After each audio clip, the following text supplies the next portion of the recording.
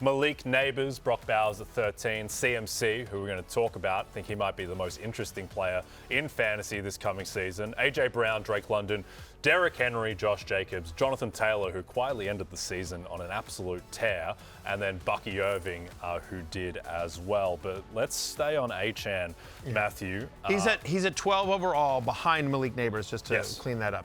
Yep. So Achane, who was much more productive as a receiver than as a rusher last season. What kind of workload do you think that he will get in 2025? I think probably a similar one. Like he proved he could be a lead running back, but to your point, he was more effective as a receiver than he was as a running back. And his splits, I will say this, his splits when Tua started versus when Tua did not were stark. And so that is a concern given the long history that Tua has had. But it's worth noting that there were 11 games in which Tua Tagovailoa started as the Dolphins quarterback last season. And in those games, in the games in which Tua was the starting quarterback for the Dolphins, Devon Achane averaged 22.6 fantasy points per game. That would have been the number one running back in fantasy over an entire season, right? He is still young. Now, I know they like Jalen Wright. I think you'll see some more of him, or maybe they draft a bigger back as well to take some of the middle of the, middle of the line kind of off tackle stuff from him. But like, what does Mike McDaniel like to do? Get his guys in space, get them the ball, create mismatches, and that's what Devon Achane. And so the fact that he proved that he could be so effective out of the backfield as a pass catcher. Pass-catching running backs are more valuable, generally speaking, than running backs that don't catch the ball. I mean, you look at some of the other guys we're talking about here, like, Saquon's an anomaly, right? But earlier in his career he caught. But, Bijan, Jahmyr Gibbs, the other guys we're talking about. Like, you want running backs that are three-down backs that can catch the ball. Cris McCaffrey, et cetera. We'll talk about him in a second. But so in those starts with Tua, almost a 20% target share. He led all running backs in receptions and receiving yards as well. And so I do think his role will be more pass catcher than between the tackles, but he's clearly one of the big weapons they trust, especially as you see Tyreek Hill getting older. Yep. Lawrence, let's jump to Christian McCaffrey, who is going to be very divisive and I think has huge variance not only in how he's going to perform this season, but also where he's going to get drafted. This time last year, he was the consensus #1 pick, no questions asked. He's still only 28 years old. Has that much, obviously it was a terrible year for McCaffrey and he dealt with injuries, but has that much really changed? I don't know, man. The whole injury thing and just starting out the season, he'll be ready. Then he wasn't ready for 12 weeks. He came back, wasn't himself. I think he needed a whole offseason to reset. I think, like I mentioned him earlier, as he was a value a couple of years ago. I think the same could be said here because Matthew just spoke about it. These running backs who catch the ball are the most valuable running backs. Devon Achane led all running backs with 78 receptions last year, right? If Christian McCaffrey comes back healthy, age be damned, he's 28, gonna be 29. Saquon Barkley turned 28 on the Super Bowl, and you see what he done. You telling me Christian McCaffrey in 15, 16 games ain't catching 78 passes? I think he is, especially now with no Debo. They got Ayuk coming off the injury. Christian McCaffrey could find himself being the guy again. No Jordan Mason. Exactly, too. Thank you. It's a lot of, we could be like, well, damn, why would you let Christian McCaffrey get to the second round? Next thing you know, he got 12 catches in a game. He played 3 full games last year, played 88% of the snaps. He averaged almost 19 touches a game, had an 18% target share. Those 3 games, again, he didn't score a touchdown in those 3 games, whatever, but he was Chris McCaffrey. Like, the massive workload was there. Like, do we think Kyle Shanahan suddenly forgot to coach? Do we think this team isn't going to be good? Of course they are. Like, in terms of, and to your point, Lawrence, about there's less weapons for less experienced weapons for them to get the ball to. You're still going to you've got Kittle, Juwan Jennings, Ricky Pearsall. Like, Chris McCaffrey will still be the focal point of this offense. I get it. There are going to be people out there that just never again on McCaffrey because he was so awful last year and just ruined the season. But your point, that the fact that they were willing to trade Jordan Mason, by the way, also in the 25 rumors column that I got tons of crap on. Why would they trade Jordan Mason? And they're not getting. They're going to second round tender. Blah blah blah. Anyway. People are morons. They don't understand. When I put something out there,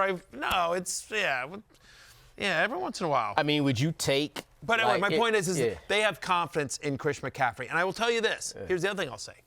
The same source, the same team source that told me, hey, that Debo's definitely going to get traded, and don't be surprised if Jordan Mason gets traded, both of which ended up coming true after I published my article, was like, Chris McCaffrey 100% healthy. Yeah, like see, the team feels really good about where he is. And you telling me if you have one of the later picks in your fantasy draft, let's say you're picking 10th in a 12-man league, and you just go 2 running backs. You end up with Derrick Henry, another old guy they said was old, and Christian McCaffrey. Like, you could figure that out at wide receiver. If you got Derrick Henry, you got your guy who's going to get you close to 15, 20 touchdowns. Then you get McCaffrey, a different type of back who can get you 80 catches. You end up with those 2 dudes in your roster, you'll be in the fantasy playoffs. Okay, well, speaking of Derrick Henry, Matthew, Derrick Henry, 31 years old, coming off another massive workload. Do you think that... Yeah. Shout out for the old guys getting it done. Yeah, we are pro old guy on this show. The morons just took a hit, but the old guys, we love the old guys. With Derrick Henry, we're just at the point where we just need to see the fall to believe it's going to happen. I want to be off the bandwagon. You know, I'd rather jump off the train 1 year too early than 1 year too late. We've been saying that for 6 years now with Derrick Henry. Like, he's an anomaly. He is built different. I'm not sure he's of the human race because he doesn't seem to have the same DNA as anyone else on the planet. He is just a different dude. And, you know, every single year he proves it. I'll also say this, that even if he loses a step, and again, to date, we have not seen that happen. But even if he loses the step, just being the starting running back on a Lamar Jackson-led offense, he's going to walk into 10 to 12 touchdowns. It's one of the arguments we made going into last year why Derrick Henry was on my preseason love list, and people were like, you know, he's old and blah, blah, blah. It's like, Justice Hill and Gus Edwards fell into like 20 touchdowns the year before, and Melvin Gordon. The ghost of Melvin Gordon. Devontae Freeman. Devontae Freeman. The ghost of Devontae Freeman. We were starting him in fantasy. 1,000%. That's what I'm saying. Like, if you're the starting running back of the Baltimore Ravens and Lamar Jackson's your quarterback, you know, pulling a linebacker spy away, like, you're falling into the end zone 10 to 12 times. That's just happening. And so then you've got Derrick Henry, who scored in 13 of the 17 games last year. He was top 6 in both red zone and goal-to-go rushing attempts as well. So, look, I have Derrick Henry as my running back 6. I have him at 17 overall, and I'm with you.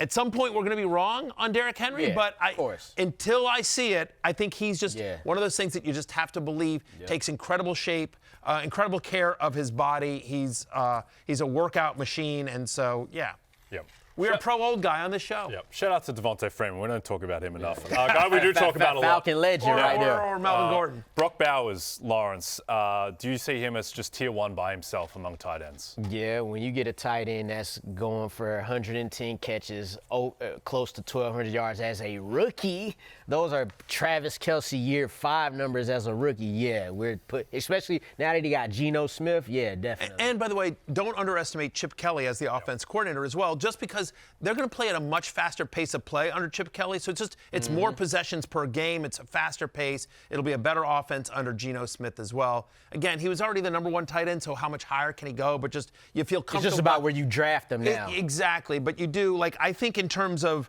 I think in an ideal world, I'd rather get like Trey McBride at the 2-3 turn. But I do think that Bowers is such a difference maker at the position that if you wind up with Brock Bowers where I have him, right, which is kind of the early second round, late first round in a 12-teamer, I think that's you could easily do a stud wide receiver and Bowers and then get running backs on the way back. Hey, it's Matthew Berry from NBCSports.com and RotoWorld.com, and I want to thank you so much for watching whatever it is you just watched, or if nothing else, being too lazy to click out of the autoplay after this video started, after whatever it is you actually wanted to watch finished. But now that you're here, I'd like to take a moment here to ask you respectfully now, okay? I'm asking you respectfully to subscribe to the NFL on NBC YouTube channel. You'll get the latest RotoWorld fantasy news headlines, all sorts of great shows, including my own Fantasy Football Happy Hour. So go subscribe now. Again, I'm asking respectfully.